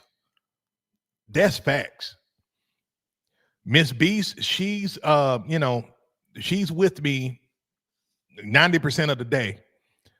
And she knows, man. The first thing I do when I wake up, after I take a shower and all of that good stuff, I'm answering questions. I'm preparing for my day, what videos I'm going to post to help you guys.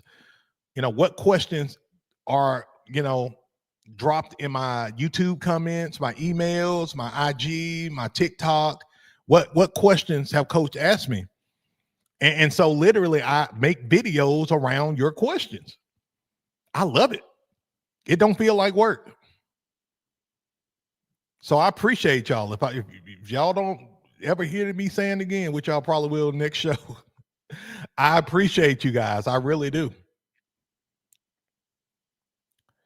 All right, guys, let's see here. Coming on down. Coach Ron says, I love being coached as a coach. So thank you, Beast. Man, appreciate you, brother. Man, that's the right mindset to have, man. And I tell you guys all the time, man, one of the reasons why I'm so obsessed with mentorship and helping you guys, I never had it. In every area of my life, I had really bad mentors, whether it's in business, in school, as an athlete. I had bad mentors. So I want to be the best mentor I can be to you guys. That's why I have the one-on-one calls you guys can, jump on with me. That's why I have the Beast Brotherhood community that y'all can join and get unlimited help, support, and advice all season long, and all the playbooks and all of that. That's why I offered my playbook bundle for 90% off, because at the end of the day, I just want to help you guys, man. You know what I'm saying? That's what I care about.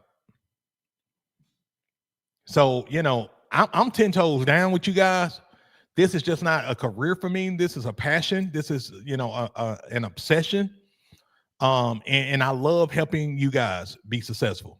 That's my high.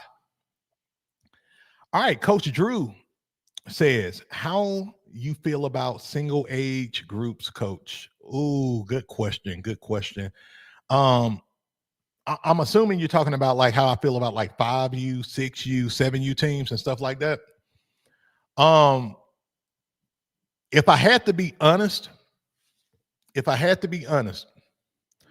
I'm not a big fan of 5U. I'm not a big fan of 5U or 6U. I'm good with 7U, 8U. And I say this because, I was over a program where we had 5U up to basically 13U, right? We had different teams.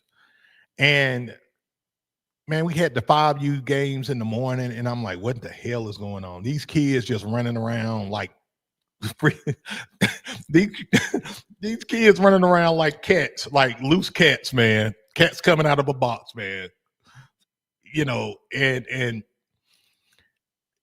the team that won the championship, and this time I learned about 5U, usually the team that's a little more focused, a little more aggressive, not really execution or anything, because them kids just gonna run around. Usually those are the kids, you know, the teams that are more focused and yells the most, that intimidates the other kids, are the ones who are going to, you know, win. So what I learned though, when the kids turn about 7, 8 years old, now they kind of begin to grasp the game a little bit more. They kind of understand what to do a little bit more. But that 5U, oh my Lord, man, like not a big fan of 5U. That's just me. That's just on me. You know, if you're a 5U coach, forgive me. You know, keep doing what you're doing, brother. Keep doing what you're doing. But, you know, not for me. Not for me. All right. Let's see here. Coach Payne says, can you do me a favor, Coach? Can you make some videos about making content and starting YouTube content journey? Oh, wow. Yeah. I mean, if that's something you guys want, I have no problem making videos around that.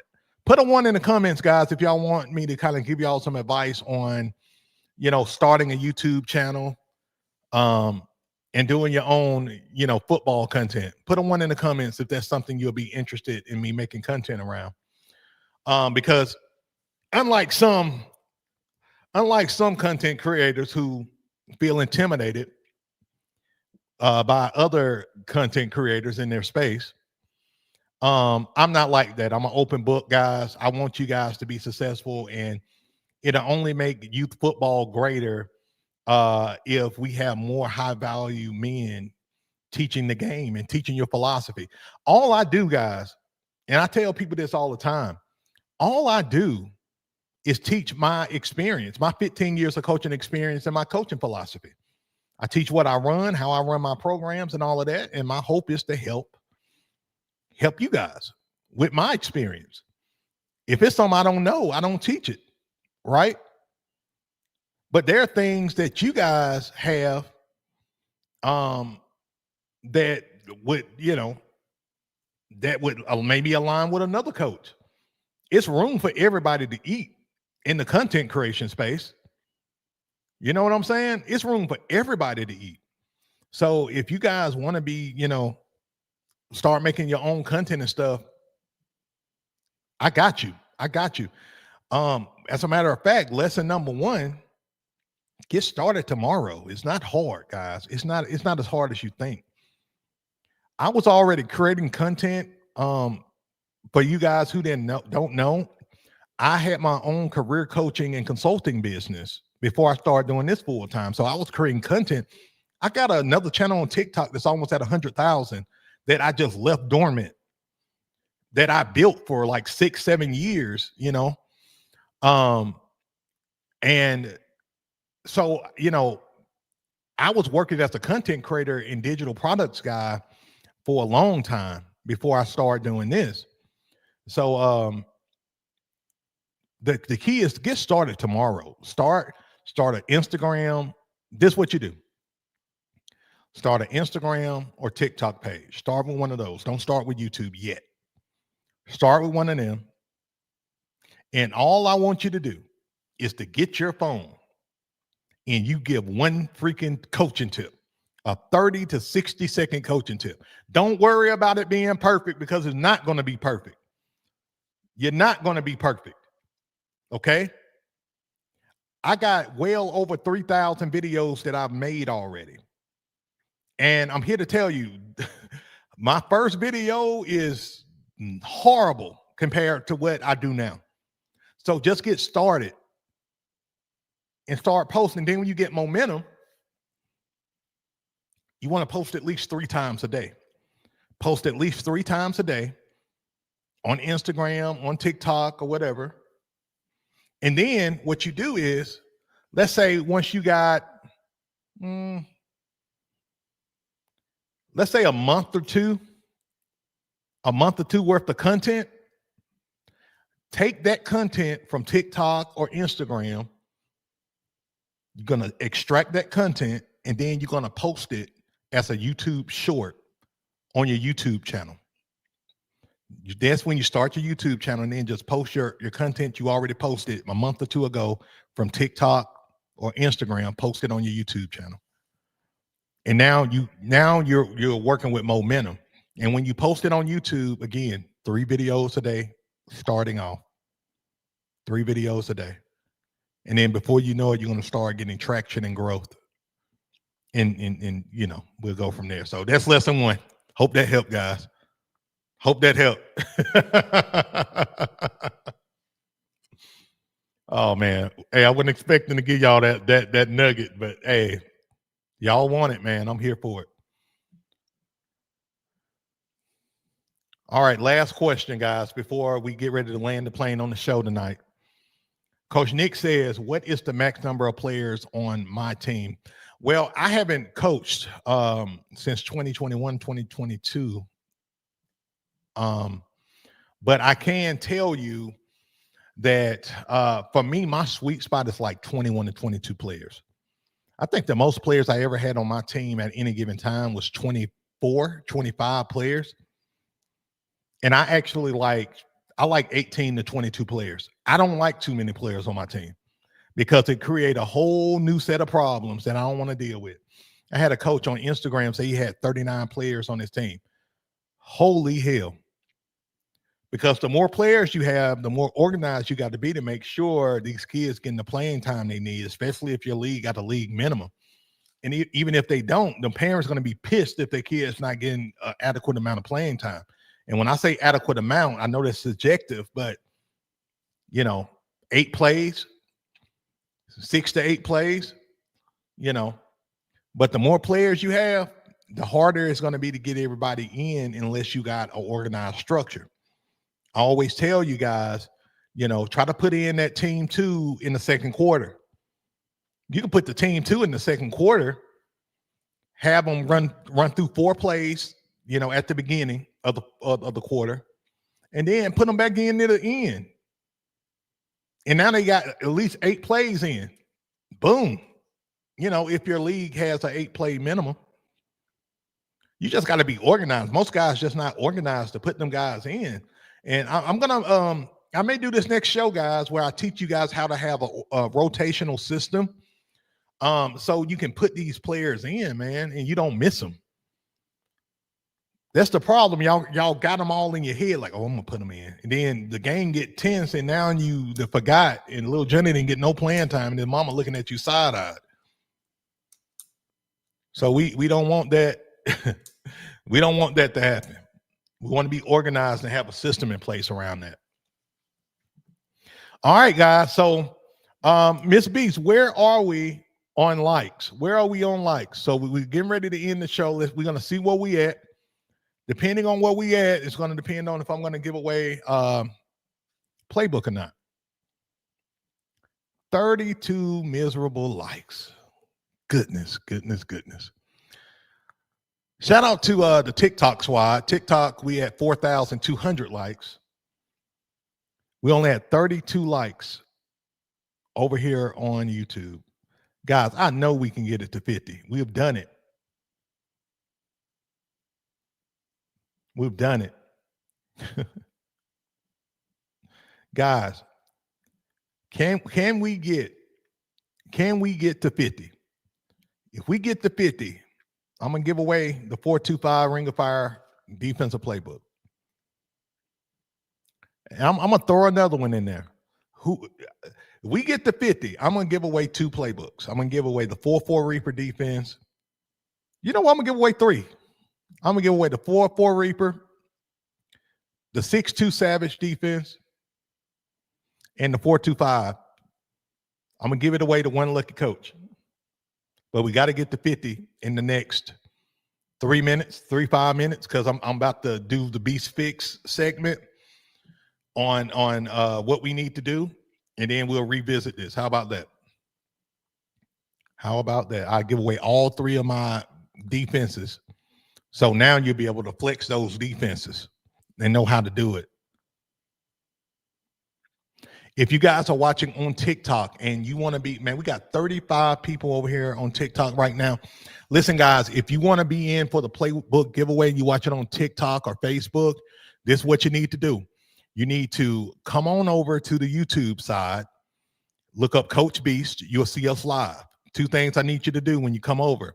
I need you to subscribe to the channel, number 1. Number 2, I need you to hit that like button so we can get to 50. Subscribe and hit that like button. Do it now, do it now, do it now. If you hear me talking on this end, if you're on TikTok, if you're on Facebook, go over to YouTube right now because we're working fast now. Come on over, subscribe, hit the like button, and come on in. We hit 50, you'll be in for the running. And I may even give away more. But let's do it. Miss B says, get your son or daughter's phone. That's a good idea. Coaches do that all the time. Get your wife phone. I want to give them away, guys. Yeah, Coach Beast on YouTube, Coach Jesse. That's right. Coach Beast on YouTube.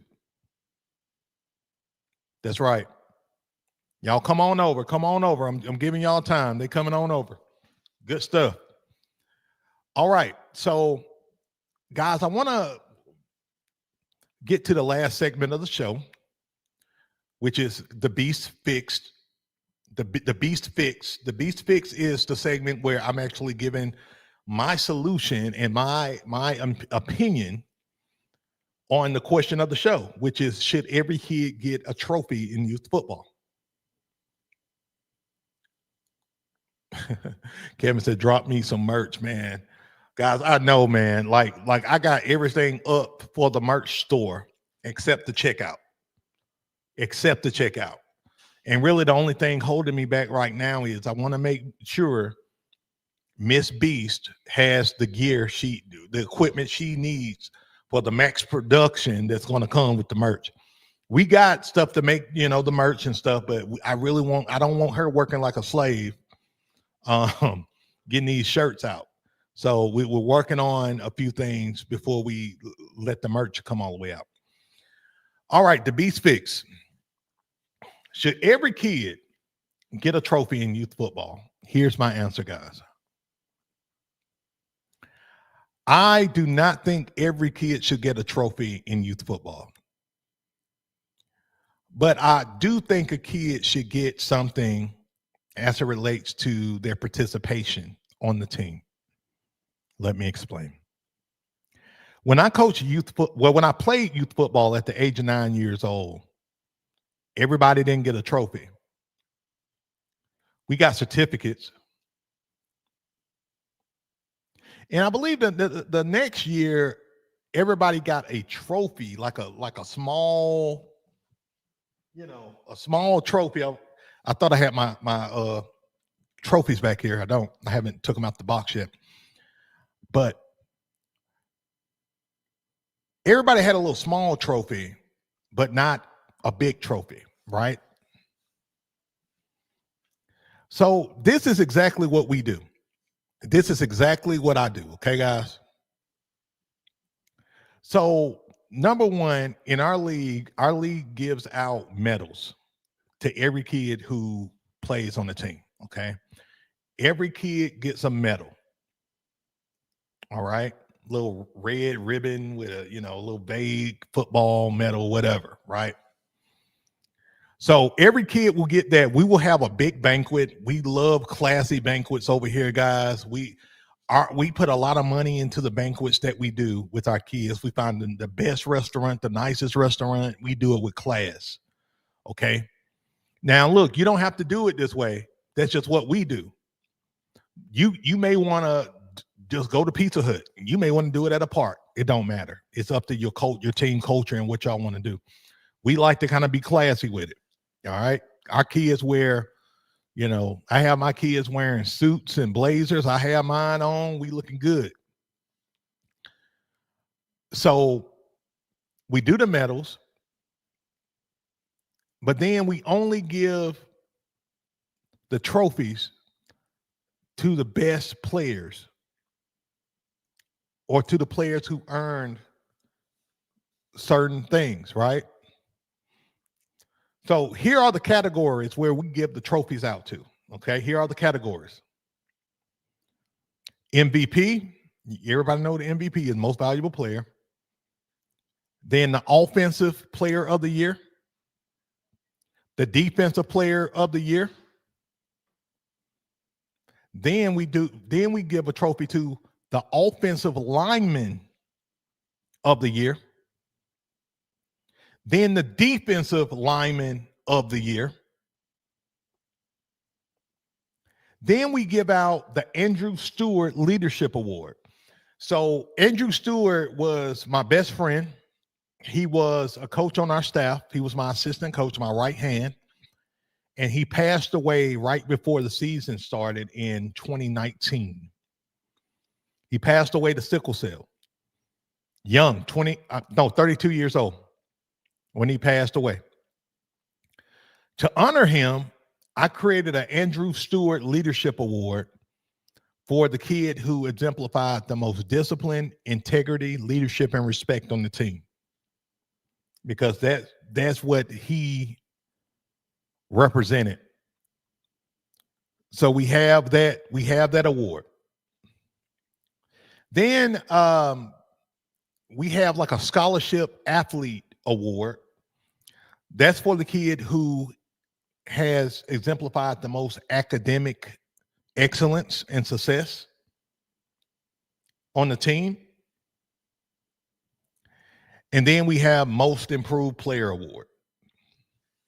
So in total, we got 1, 2, 3, 4, 5, 6, 7, 8 trophies, significant trophies we give away to the kids. Of course, if we win a championship, everybody get a ring too. So medal, ring, and then special trophies. And again, I'm gonna say this again. These are the trophies we give out: MVP, Offensive Player of the Year, Defensive Player of the Year, Offensive Lineman of the Year, Defensive Lineman of the Year. And please, if y'all don't do anything else, make trophies for these linemen. They don't get enough love. They just don't get enough love. Then the Andrew Stewart Leadership Award, it can be just a leadership award for character, right? Integrity, discipline, respect. Then the Scholarship Athlete Award. And then the most improved player award. So those are the special trophies we give away. So no, I don't believe everybody deserves a participation trophy, right? A big participation trophy. But I do believe in participation medals. Give them recognition for participation. We do certificates. We do that kind of stuff. I love the idea of the shirts. I forget which coach said. I think it was Coach Payne that mentioned that, he gives the kids team shirts and stuff, which is really dope. I like that too. But whatever you decide to do, guys, make sure you're teaching your kids winning habits. Make sure you're teaching them how to be winners. Y'all got me? That's the big thing. The world is crazy right now, man. And it's fragmented because everybody got different beliefs and different philosophies and different. And everybody think the other person wrong. Everybody pointing fingers. But just be a good person, man.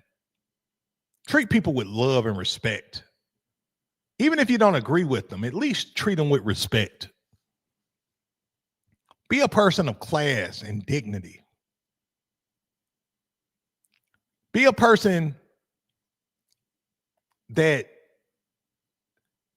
your kids are proud of and that you are proud of. When you look at yourself in the mirror, man, you say, man, I'm doing the best that I can do, man. I'm grinding it out. When I look at myself in the mirror every morning, y'all, I'm proud of myself because I know my family is taken care of. The missus is taken care of. Everybody's doing good. You know what I'm saying? I'm helping thousands of coaches. I'm making an impact. You know what I'm saying? I'm proud of myself. But ask yourself, like, are you proud of what you're doing right now? Or could you do more? Not just as a coach, but as a man, a woman. Like, are you doing everything you can do to make an impact?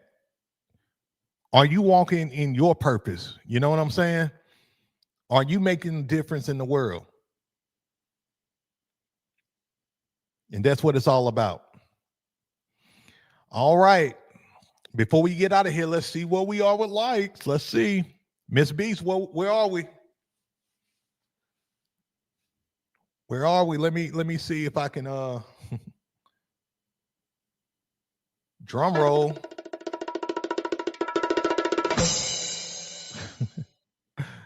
All right, where are we with likes? 44 likes. 44 likes. Let me see. I don't even know the let me see. Right? All right, guys. So we hit 44 likes. So no playbook giveaway tonight. No playbook giveaway tonight. Ah, guys, y'all got me sad. Y'all got me hurt. Y'all got me hurt. But hey, no worries, man. No worries at all. Y'all know next show, same goal. How do y'all like this 8 p.m. time? How y'all like the 8 p.m. time opposed to 7 p.m. Central Standard Time? Y'all like starting at 8 p.m. Central Standard Time opposed to 7 p.m.? Let me know.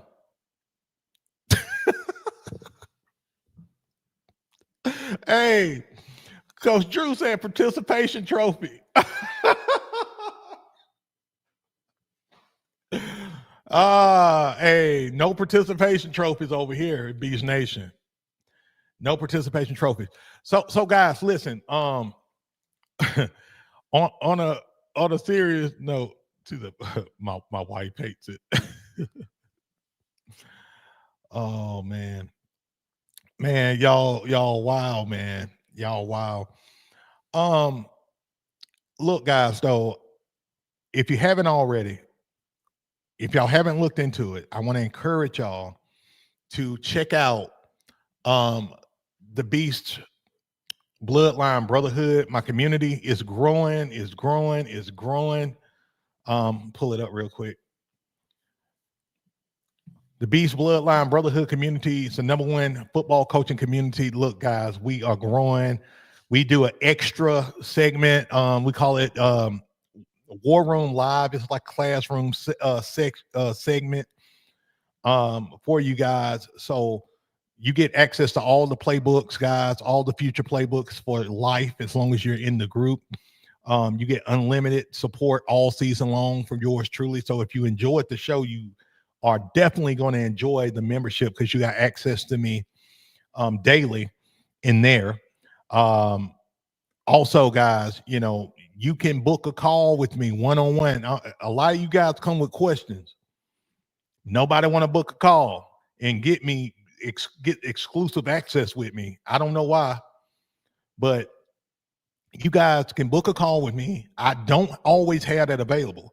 So I would strongly advise you take advantage of it while it's up, because when I wake up one day and say, I don't want to do this no more, it's going to be gone. So that's an opportunity. And of course, if you haven't gotten the Beast Unleashed playbook bundle yet, what are you doing? What are you freaking doing? Get all 18 of my playbooks and drill books, and also my coach's parent playbook on how to deal with these difficult parents. Get it all in the bundle, 90% off, guys. So if you haven't did that yet, go ahead and do it. Shout out to Coach Marv in the house, man. What's going on, Coach Marv, man? Shout out to you, brother. Coach Caleb says, give us 3 more minutes. Where we at, Miss Beast? Where we at, Miss Beast, on likes? But yeah, guys, let me see here.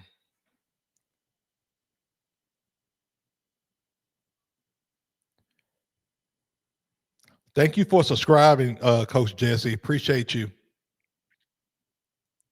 If you guys are watching on TikTok, I strongly encourage you guys, if y'all enjoy watching on TikTok, no problems. I have no problem. I have no problem with you guys watching on TikTok. I actually love it.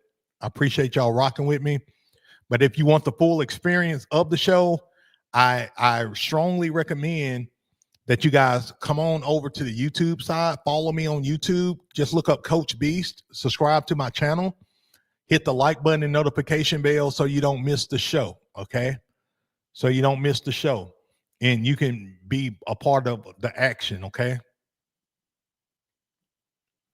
Coach Payne says, how do we join the community? I will drop the link for you, Coach. Give me one second.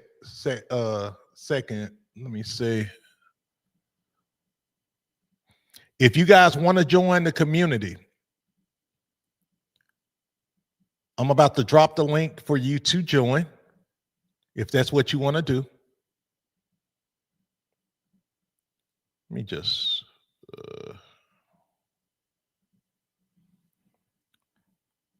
all right.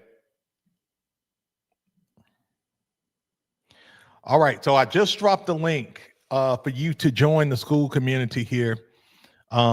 Just go to the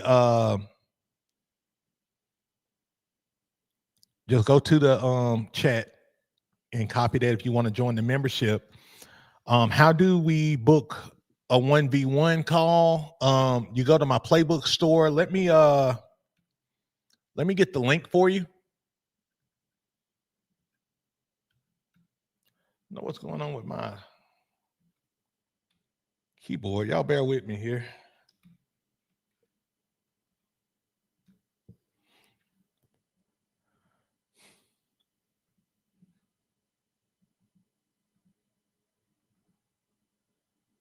All right, so I just dropped the link to my playbook store. So if you want to look into the playbook bundle or book a one-on-one call with me, just go to this link here. It's in the chat. It's in the chat. You just go to the playbook store. You'll see everything, all my products, services, playbooks, my booking links, even free resources for you guys in the playbook store. So that's where you go. That's where you go. And like what Miss Beast just said, join the Beast Bloodline to have full access to all playbooks for life and resources. Support for life from yours truly. I like how she said that. And like-minded coaches. It's only $47 to join the membership, guys. And you get access to all the playbooks for life, all the resources for life.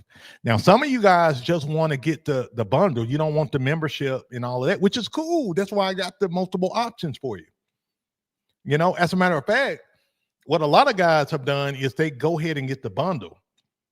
And then as the season go along, they join the membership for the extra support from me because I'm with y'all all year long, right? So once y'all join the bloodline, the brotherhood, man, you're in my fold. You're in that bloodline. I'm here with you. I'm helping you, not just on the show once a week, but I'm in there every day.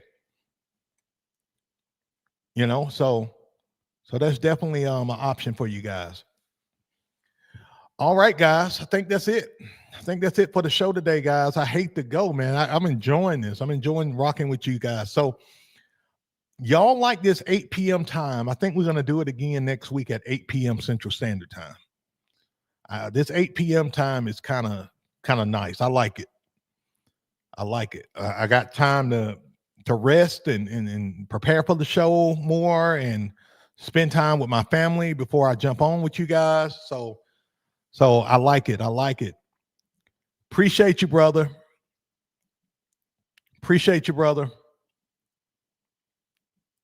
So, guys, also, first time catching the live pod, usually watch the replay. Hey, Coach Johnson, man, thank you, man. Thank you for coming and rocking with us, man. Yeah, I'm really liking this 8 p.m. Central Standard Time slot.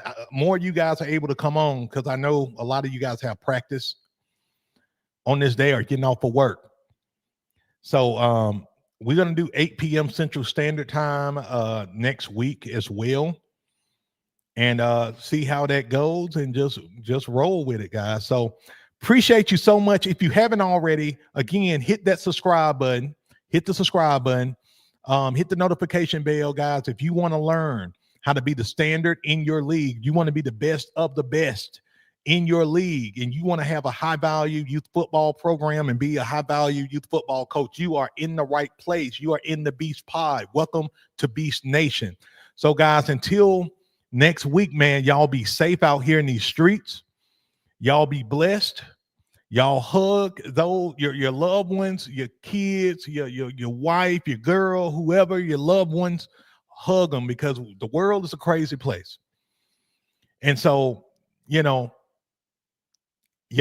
man, I'm praying for you guys. I'm praying for you guys, because so much has changed in our society, man. And I'm just here to tell you guys, man, just y'all stay low, stay positive, stay blessed. All right, guys. I will see y'all next week. Y'all take it easy. Beast out.